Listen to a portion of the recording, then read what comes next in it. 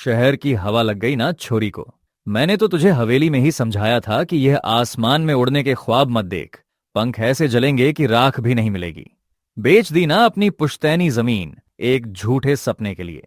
हमने तो पहले ही कहा था सेठ जी, इन झोपड़ियों में अफसर नहीं पलते।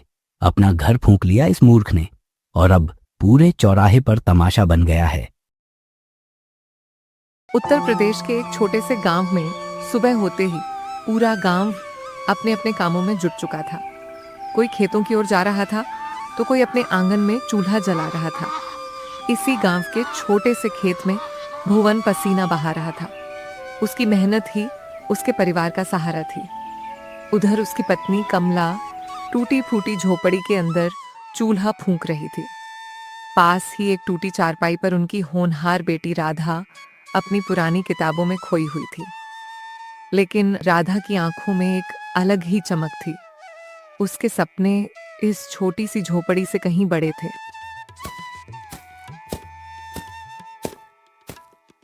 लो जी, थोड़ा पानी पी लो। सुबह मुंह अंधेरे से ही माटी खोद रहे हो। ये जमीन भी अब सूखती जा रही है। कितनी भी मेहनत कर लो, मुट्ठी भर अनाज से ज्यादा कुछ नहीं उगलती। जमीन का क्या दोष कमला? दोष तो हमारी किस्मत का है।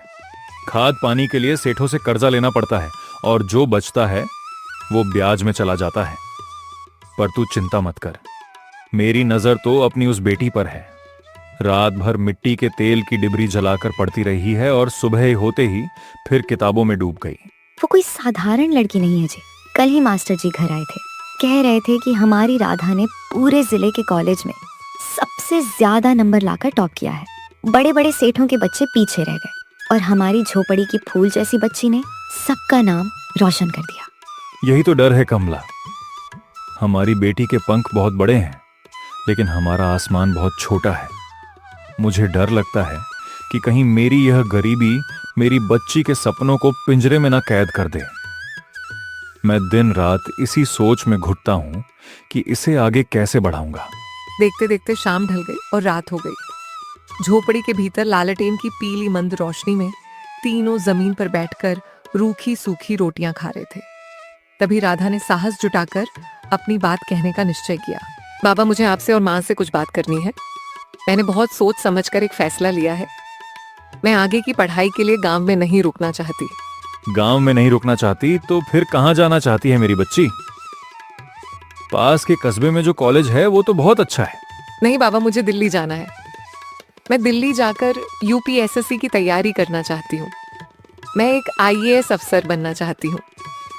मैं अब और नहीं देख सकती कि आप इस सूखी जमीन में अपना खून पसीना एक करें और फिर भी हमें भूखे पेट सोना पड़े। मैं इस गरीबी की जंजीर को हमेशा के लिए तोड़ना चाहती हूँ बाबा। दिल्ली और यूपीएसएससी? बिटिया, तुझे पता भी है तू क्या कह रही है? ये अफसर बनने के सपने बड़े लोगों के छोंचले होते हैं। वहां दिल्ली में रहने का खर्च, उन बड़ी बड़ी कोचिंग की लाखों की फीस हम कहां से लाएंगे? मैं तो दिन रात खटकर भी महीने के 2,000 नहीं जोड़ पाता। हम तो उस आसमान के तारे मांग रहे हैं जिसे हम देख तो सकते हैं, पर छूने की हमारी हैसियत नहीं है। हैसियत इंसान की मेहनत से बनती है जी। क्या सपने देखने का हक सिर्फ इस गांव के सेठ साहूकारों को है? गरीब का बच्चा क्या सिर्फ मजदूरी करने के लिए पैदा हुआ है? मेरी बच्ची अफसर बनना चाहती है ना, तो वो बनेगी। हम आधी रोटी खा लेंगे। मैं गांव के 4 घरों में और बर्तन मांज लूंगी। तुम 2 खेतों में और पसीना बहा लेना, लेकिन हम अपनी बेटी के सपनों का गला नहीं घोंटेंगे। तुम कल ही पैसों का इंतजाम करो, चाहे जैसे भी हो। चलो ठीक है, अगर हमारी बेटिया का सपना है तो मैं उसे टूटने नहीं दूंगा। कल से ही पैसों का इंतजाम करने निकलता हूं। अगली सुबह भुवन भारी मन से गांव की चौपाल पर पहुंचा।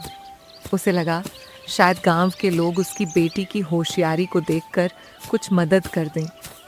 लेकिन वहां बैठे गांव के बुजुर्ग सुखराम ने जो कहा, क्यों भुवन, सुना है तू अपनी छोरी को दिल्ली भेजने की तैयारी कर रहा है।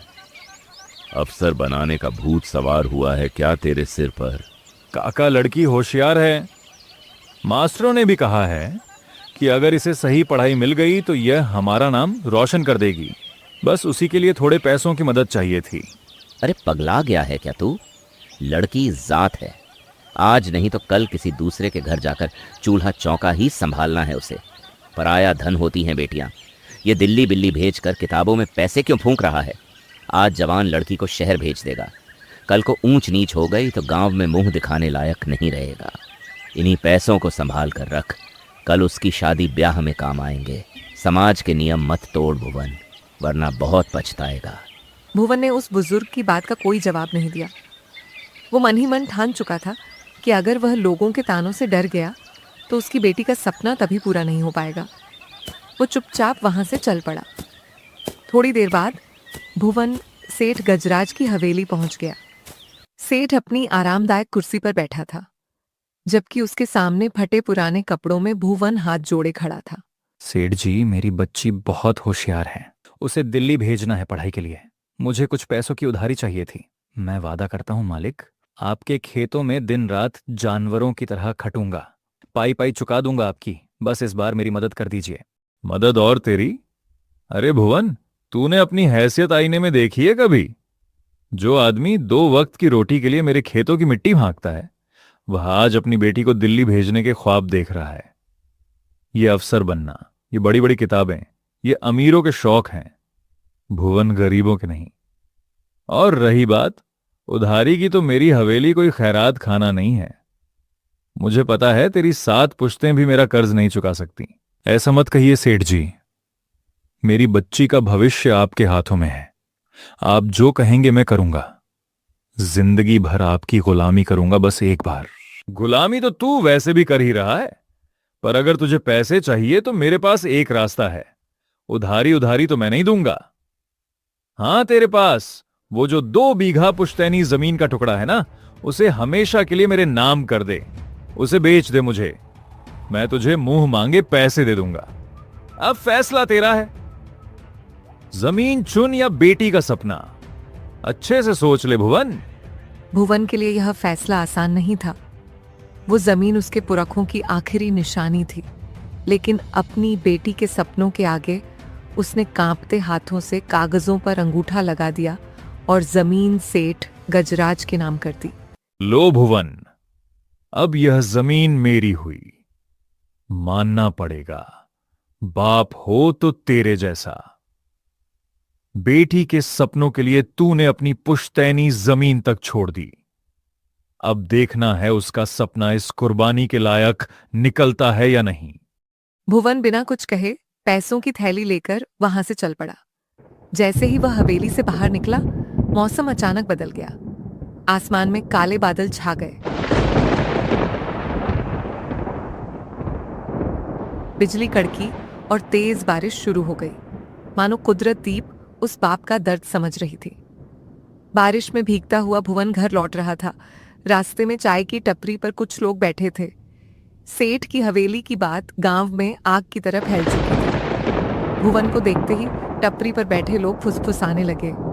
लो भाई, जरा रास्ता छोड़ो सब लोग। आ गए हमारे गांव के होने वाले कलेक्टर साहब के पिताजी। अरे भुवन भाई, सुना है तुमने एक लड़की के शौक पूरे करने के लिए अपनी खानदानी जमीन ही दांव पर लगा दी। अरे मूर्ख है ये, शहर की हवा लगेगी ना जब उस लड़की को तो ना वो पढ़ाई की रहेगी और ना इस गांव की। अपना घर फूंक कर तमाशा देख रहा है ये। कुछ दिनों में कटोरा लेकर इसी सड़क पर भीख मांगता नजर आएगा, देख लेना तुम लोग। अगली सुबह गांव के कच्चे बस स्टैंड पर भुवन और राधा खड़े थे। राधा के हाथ में एक छोटा सा लोहे का बक्सा था और आंखों में दिल्ली जाने का सपना। लेकिन भुवन ने अपनी जमीन बिकाने की बात अब तक उसने छुपा कर रखी थी। बाबा, आपने मेरे लिए इतने पैसे कहाँ से लाए? और ये आपकी कमीज भी फट गई है। सच सच बताइए, कहीं आपने मेरे लिए कोई बड़ी परेशानी तो नहीं मोल ले ली? अरे पगली, तू मेरी चिंता छोड़। पास के गांव में मेरा एक पुराना दोस्त है, उसी से थोड़े पैसे उधार लिए हैं। तू बस पढ़ाई पर ध्यान दे। मुझे बस इतना देखना है कि तेरे सपने कभी छोटे ना पड़े। मैं वादा करती हूँ बाबा, आपकी मेहनत कभी बेकार नहीं जाने दूंगी। एक दिन ऐसा जरूर आएगा जब आपको मुझ पर गर्व होगा। मुझे तो आज भी तुझ पर गर्व है बिटिया।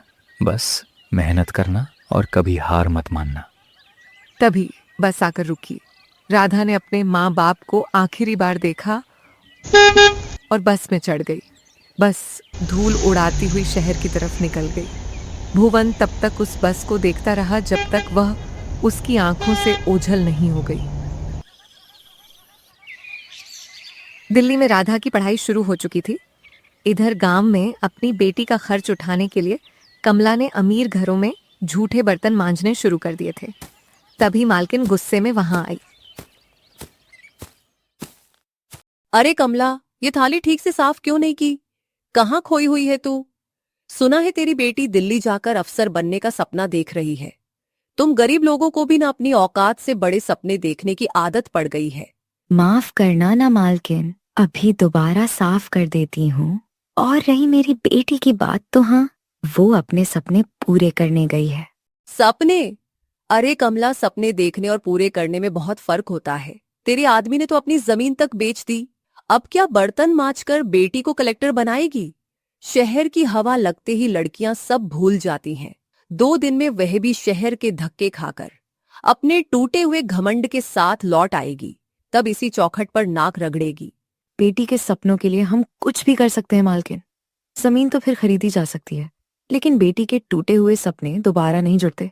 मेरी बेटी शहर की हवा खाने नहीं गई है मालकिन, वो इस चौखट की ओर हमारी किस्मत बदलने गई है। आप बस मेरा काम देखिए। एक मजबूर माँ की गरीबी का मजाक मत उड़ाइए। समय सबका बदलता है। दिल्ली के एक सीलन भरे कमरे में राधा पढ़ाई कर रही थी। तभी गांव से उसके माँ का फोन आता है। हेलो बिटिया, कैसी है तू? मैं ठीक हूं माँ, लेकिन तुम्हारी आवाज क्यों ऐसी लग रही है? सब ठीक तो है ना?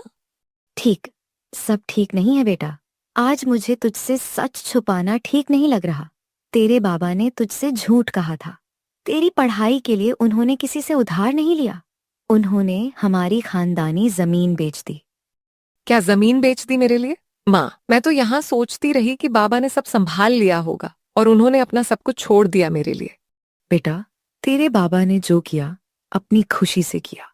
इसलिए एक बात हमेशा याद रखना, चाहे कितनी भी मुश्किल आए, चाहे कितनी भी ठोकरें मिले, तू कभी हार मत मानना। जिस दिन तू अपने लक्ष्य तक पहुंच जाएगी, उस दिन तेरे बाबा को लगेगा कि उनकी जमीन नहीं गई, बल्कि उनकी बेटी का भविष्य खरीदा गया था। नहीं माँ, अब मैं कभी हार नहीं मानूंगी। बाबा का ये त्याग बेकार नहीं जाएगा। माँ से बात करने के बाद राधा ने अपने आंसू पोंछ लिए। अब उसके लिए हर दिन पहले से ज्यादा मुश्किल था, लेकिन वो रुकी नहीं। कभी रात रात भर पढ़ती, कभी थक कर किताबों पर ही सो जाती, फिर उठकर दोबारा पढ़ने लगती। पूरे 1 साल बाद, भगवान आज मेरी लाज रख लेना। बाबा के पसीने और माँ के उन बिके हुए गहनों की लाज रख लेना। बस एक बार मेरा नाम इस लिस्ट में आ जाए, ताकि मेरे बाबा को उस सेठ की गालियां ना सुननी पड़े। आज राधा का रिजल्ट आने वाला था। राधा कांपती उंगलियों से अपना रोल नंबर टाइप करती है। अगले ही पल स्क्रीन पर रिजल्ट देखकर उसके पैरों तले जमीन खिसक जाती है। वो परीक्षा में असफल हो चुकी थी। नहीं, 045 यही तो रोल नंबर है। मेरा नाम क्यों नहीं है? मैं फेल कैसे हो सकती हूँ? मैंने तो दिन रात मेहनत की थी। आखिर मुझसे कहाँ कमी रह गई भगवान? रिजल्ट की सच्चाई स्वीकार करना राधा के लिए नामुमकिन था। उसकी आंखों से आंसू बहने लगे और वो टूटकर जमीन पर बैठ गई। मैं हार गई। सब खत्म हो गया। बाबा की जमीन चली गई। मैं उनके भरोसे के लायक भी नहीं निकली। किस मुंह से उनके सामने जाऊंगी? मैंने सब बर्बाद कर दिया बाबा। दूसरी तरफ गांव में राधा के फेल होने की खबर जंगल की आग की तरह फैल गई। आज चौराहे पर सेठ गजराज भुवन को सरेआम अपमानित कर रहा था और पूरा गांव तमाशा देख रहा था। क्यों बे भुवन, क्या हुआ तेरे उस कलेक्टर बनने के सपने का? शहर की हवा लग गई ना छोरी को। मैंने तो तुझे हवेली में ही समझाया था कि यह आसमान में उड़ने के ख्वाब मत देख। पंख ऐसे जलेंगे कि राख भी नहीं मिलेगी। बेच दी ना अपनी पुश्तैनी जमीन एक झूठे सपने के लिए। हमने तो पहले ही कहा था सेठ जी, इन झोपड़ियों में अफसर नहीं पलते। अपना घर फूंक लिया इस मूर्ख ने, और अब पूरे चौराहे पर तमाशा बन गया है। कौवे कभी हंस की चाल नहीं चल सकते।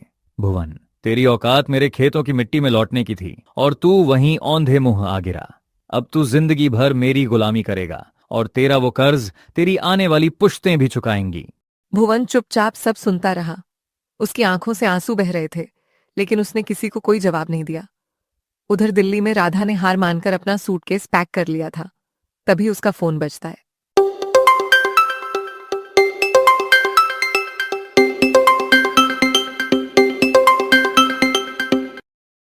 मैं बुरी तरह फेल हो गई बाबा। मेरी वजह से आपकी जमीन चली गई। मुझे माफ कर दीजिए बाबा। मैं हार गई। मैं आपका सालों का कमाया हुआ सम्मान मिट्टी में मिल गया। मैं किसी को मुंह दिखाने लायक नहीं रही। मुझे पता है बिटिया, रमेश ने बताया मुझे। तू शांत हो जा मेरी बच्ची। मैंने अपना सारा सामान बांध लिया है बाबा। मैं वापस आ रही हूं। मुझसे अब ये बोझ नहीं उठाया जाएगा। गांव वाले सही कहते थे बाबा, मैं किसी लायक नहीं हूं। मैं आपके त्याग के बोझ तले दब गई हूं। ये सूटकेस बांधने को किसने कहा तुझसे? जो जमीन मैंने बेची है वो सिर्फ मिट्टी का एक टुकड़ा था राधा। मैंने अपनी जमीन बेची है, अपना हौसला नहीं बेचा। क्या एक नाकामी के सामने तू इतनी जल्दी हार मान लेगी? पर बाबा, सेठ गजराज और वो पूरे गांव के जहरीले ताने आप कैसे सहेंगे? जब तक तू उस नीली बत्ती वाली गाड़ी में बैठकर इस गांव में नहीं आती, मैं उस सेठ के खेत में पसीना बहाता रहूंगा। मुझे अपनी इस मजदूरी पर शर्म नहीं, गुरूर है। तू एक बार फिर से उठ राधा, सूटकेस खोल और दिखा दे इस जालिम दुनिया को कि एक गरीब किसान की बेटी अगर जिद पर आ जाए तो क्या कर सकती है। बाबा के उन शब्दों ने राधा के अंदर एक नई आग पैदा कर दी। उसने अपना सूटकेस वापस खोल दिया, लेकिन अब पैसे पूरी तरह खत्म हो चुके थे। नहीं राधा, अब रोने का वक्त गया। बाबा सही कह रहे थे। मैंने सिर्फ एक परीक्षा हारी है, जिंदगी नहीं। अब पीछे मुड़ने का कोई रास्ता नहीं है। अब पूरी ताकत से लड़ना है और अपने सपने को सच करके दिखाना है। राधा वो सूखी रोटी एक प्लेट में रखती है और सिर्फ थोड़े से अचार के साथ उसे खाने बैठ जाती है। अगर टिफिन के पैसे नहीं है तो मैं एक वक्त का खाना छोड़ दूंगी। ये सूखी रोटी मेरे लिए 56 भोग है, क्योंकि इसमें मेरे बाबा के पसीने की महक है।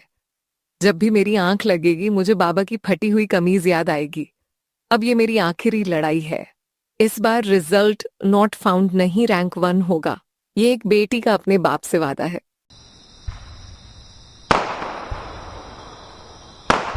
समय बीतता गया।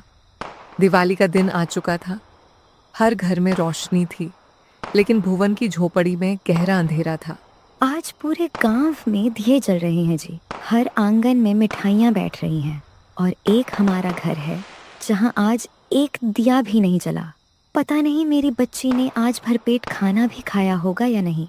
पता नहीं क्यों आज मेरा मन बहुत घबरा रहा है जी। धैर्य रख कमला, आज हमारे घर में अंधेरा है क्योंकि हमारी रोशनी दिल्ली की एक छोटी सी कोठरी में बैठकर अपना मुकद्दर लिख रही है। जब राधा अफसर बनकर आएगी तो हमारे घर की दिवाली भी जगमगा उठेगी। हमारी मेहनत बेकार नहीं जाएगी। उधर दिल्ली में राधा ने अपने कमरे की खिड़की दरवाजे बंद कर लिए थे। बाहर पटाखों का भारी शोर था।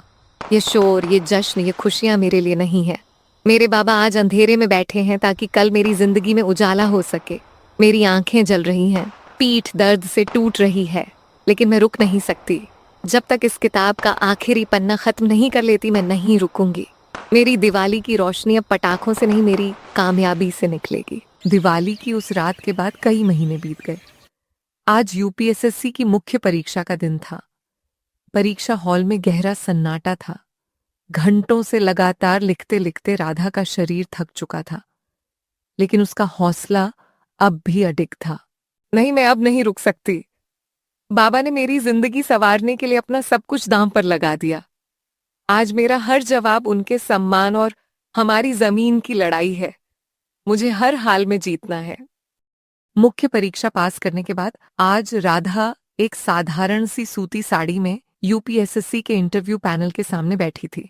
3 बड़े और अनुभवी अधिकारी उसे बहुत गहराई से देख रहे थे। कमरे में सुई गिरने जैसी शांति थी। मिस राधा, आप एक गरीब किसान परिवार से आती हैं। इतना संघर्ष देखने के बाद भी आपने प्रशासनिक सेवा ही क्यों चुनी? आपका असली मकसद क्या है? सर, मेरे पिता ने मेरे सपनों के लिए अपनी खानदानी जमीन गिरवी रख दी। उस दिन मुझे पहली बार एहसास हुआ कि इस देश में गरीब आदमी अपनी मेहनत से नहीं, अपनी मजबूरियों से हारता है। मैं अफसर इसलिए नहीं बनना चाहती कि सिर्फ अपने पिता की जमीन वापस ला सकूं। मैं चाहती हूं कि किसी भी गरीब परिवार को अपने बच्चों के भविष्य और अपनी जमीन में से किसी एक को चुनने की नौबत ही ना आए। अगर मेरे फैसले किसी एक पिता की यह मजबूरी भी खत्म कर दें तो मैं अपनी जिंदगी सफल मानूंगी। राधा का जवाब सुनकर पूरे इंटरव्यू पैनल में कुछ पल के लिए सन्नाटा छा गया। वे समझ गए कि उनके सामने सिर्फ एक उम्मीदवार नहीं बल्कि बदलाव की सोच रखने वाली एक सच्ची अधिकारी बैठी है। इंटरव्यू के कुछ महीने बाद आज यूपीएससी के फाइनल रिजल्ट का दिन था। राधा के हाथ इतने कांप रहे थे कि वो मोबाइल भी ठीक से नहीं पकड़ पा रही थी। हे भगवान, बस आज मेरा साथ मत छोड़ना। अगर मैं हार गई तो मेरे बाबा की सारी कुर्बानी अधूरी रह जाएगी। उनकी उम्मीद, उनकी जमीन, सब कुछ खत्म हो जाएगा। प्लीज भगवान। राधा ने अपना रोल नंबर डाला। अचानक स्क्रीन पर एक पीली पट्टी चमकी। Radha Kumari all India rank 1। Rank 1, rank 1। बाबा, मैं सफल हो गई। आपकी जमीन आजाद हो गई बाबा। अब आपको किसी सेठ की गालियां नहीं सुननी पड़ेंगी। माँ के गहने भी वापस आ जाएंगे। हमने गरीबी को हरा दिया बाबा। हम जीत गए। उस छोटे से सीलन भरे कमरे में सालों से दबा हुआ दर्द आज खुशी के आंसुओं में बह रहा था। कुछ महीनों बाद गांव में सब कुछ पहले जैसा ही था। किसान अपने अपने खेतों में काम कर रहे थे और भुवन भी उसी सेठ के खेत में पसीना बहा रहा था। तभी कच्ची सड़क पर धूल उड़ाती हुई एक नीली बत्ती वाली सरकारी गाड़ी तेज रफ्तार से आकर रुकी। गाड़ी देखकर खेतों में काम कर रहे मजदूर सहम गए, लेकिन भुवन अपनी कुदाल चलाता रहा। गाड़ी का दरवाजा खुला। राधा एक युवा और रफ्तार अधिकारी के रूप में बाहर निकली। वो सीधे उस कीचड़ भरे खेत में पहुंची जहां उसके पिता पसीने से लथपथ काम कर रहे थे। बाबा, आपने जो जमीन मेरे लिए बोई थी ना, आज उसकी सबसे बड़ी फसल तैयार हो गई है। आपकी राधा कलेक्टर बन गई है बाबा। अब आपको इस कीचड़ में पसीना बहाने की कोई जरूरत नहीं। चलिए घर चलते हैं। मेरी बच्ची, मुझे पता था मेरे पसीने की एक एक बूंद आज मोती बन गई। तूने मेरा सिर आसमान तक ऊंचा कर दिया बिटिया। बस अब और कुछ नहीं चाहिए। चल बेटी, घर चलते हैं। तेरी माँ बरसों से इस दिन का इंतजार कर रही हैं। बरसों बाद पहली बार वो मजदूर नहीं बल्कि एक गर्वित पिता की तरह अपनी बेटी के साथ घर की ओर चल पड़ा, जहां कमला उनकी राह देख रही थी। राधा सिर्फ अपना बदला लेकर नहीं रुकी। 1 साल के अंदर उसने अपनी सरकारी ताकत और फंड का इस्तेमाल करके गांव की उस बंजर जमीन पर एक शानदार सरकारी स्कूल और अस्पताल खड़ा कर दिया। उधर अपनी उसी पुरानी झोपड़ी में चारपाई पर बैठे भुवन और कमला गर्व से अपनी बेटी की कामयाबी देख रहे थे। देखो जी, हमारी बेटी ने तो गांव की काया ही पलट दी। जो गांव कल तक हम पर हंसता था, आज वही हमारी बेटी के नाम की कस्में खाता है। मैंने तो सिर्फ अपनी 2 बीघा जमीन दांव पर लगाई थी कमला, लेकिन मेरी बच्ची ने तो पूरे गांव के लिए एक ऐसा आसमान खरीद लिया जहां अब हर गरीब का बच्चा उड़ सकेगा। हमारी तपस्या आज सच में पूरी हो गई। आज गांव के नए सरकारी स्कूल का पहला दिन था। छोटी छोटी बच्चियां नई यूनिफॉर्म पहनकर खुशी खुशी स्कूल की ओर जा रही थीं। तभी गांव का बुजुर्ग सुखराम, जिसने कभी ताना मारा था, भुवन के पास आया। भुवन भाई, हमें माफ कर दो। हम अज्ञान के अंधेरे में जी रहे थे। हमने तुम्हें और तुम्हारी बच्ची को बहुत रुलाया है। आज तुमने हमारे भी बच्चों का भविष्य संवार दिया। हम तुम्हारे जीवन भर आरनी रहेंगे। काका, आंसू मत बहाइए। अगर उस दिन आप लोगों ने और उस सेठ ने ताने ना मारे होते तो शायद मेरी बच्ची के सीने में वो आल ही ना लगती। ये जीत अकेले मेरी नहीं, इस पूरे गांव की है। राधा मंच पर खड़े यह सब देख रहे थे। राधा माइक पर आकर पूरे गांव को संबोधित करते हुए, मेरे गांव वालों, गरीबी कोई अभिशाप नहीं है। ये एक आग है। अगर आप इससे डर गए तो यह आपको और आपके सपनों को जलाकर राख कर देगी। लेकिन अगर आपने इस आग में अपने माता पिता के विश्वास और अपनी मेहनत को झोंक दिया तो यही आग आपको कुंदन बना देगी।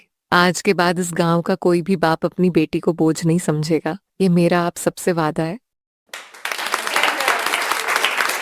राधा के इन शब्दों के साथ पूरा मैदान तालियों की गड़गड़ाहट से गूंज उठा।